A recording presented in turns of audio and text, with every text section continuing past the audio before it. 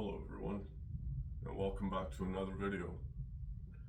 In this video, I will be demonstrating and speaking about the speed of light. Now, how fast does light travel? Well, as you see, as I walk in front of this light here, you might see it shift within said room upon your screen. Which, how fast does light travel? Well, you could say travels at that speed. Now imagine a device or a spaceship able to travel at said speed, which is instantaneous. What might be a field that causes a similar speed within this traveling within space? Well, you could actively find that the mind itself obeys the same law. It is instantaneous.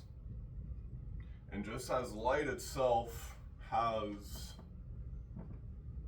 glows to it, which are pulses, as you can see as I walk in front of this light, you begin to see from time to time, if I cancel the light enough, how it pulls and retracts on itself based on the surrounding space. And so, in terms of the surrounding space, how large is actually space for light to retract upon itself in order to create a visible three-dimensional area, that which we inhabit, a three-dimensional space?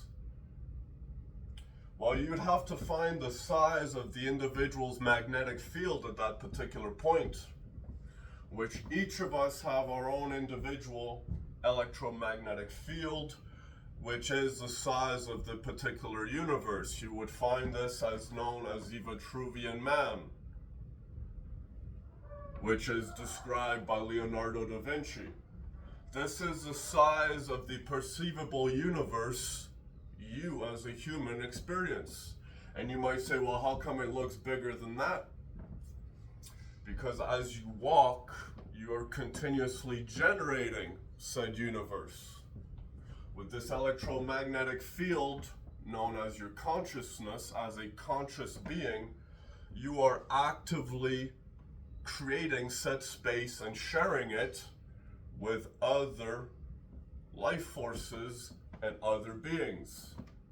Humans, animals, plants, and deities if you alter the state enough. Now, in terms of the perceivable universe being a refraction and a reflection, an initial light that from which emits and refracts upon itself according to said space. This creates its energy field. And every single piece of consciousness within space obeys said consciousness. But what is said consciousness? That which we all obey and are all part of one particular magnetic field. Well, it depends at which rate the singularity reflects and refracts upon itself.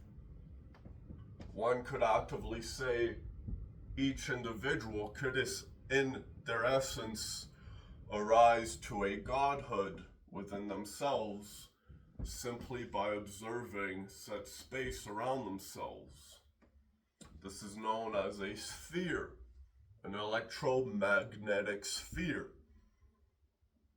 And we find this represented in other cultures, such as the Aztec sunstone.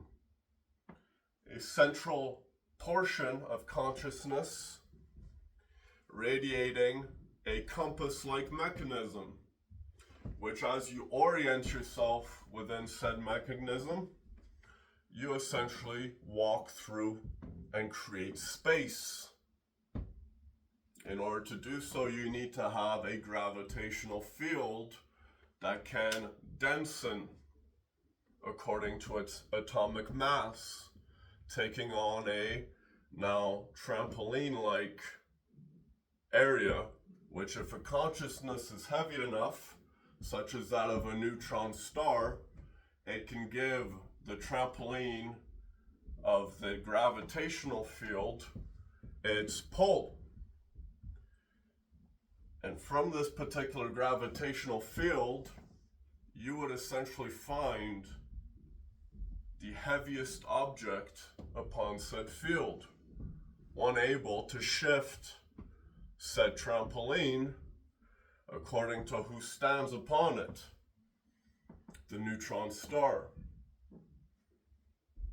The heaviest object in the universe, able to alter the gravitational field of said crust of the gravity's field. How do you achieve a denser state of atomic mass? Well, you have to depress the essential being. You have to compress it into a denser state. And how do you do that? You have to depress the energy, giving it a lower resonance state, such as matter. And the lower resonance state of energy, which you then depress or specifically compress at this particular point, you create a denser individual that has the ability to alter said magnetic or gravitational field simply by playing upon it as if it were a trampoline.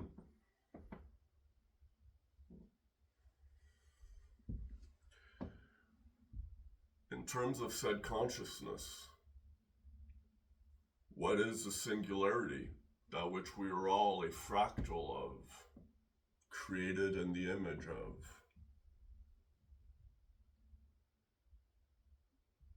I'll leave that up to you to answer. Thank you.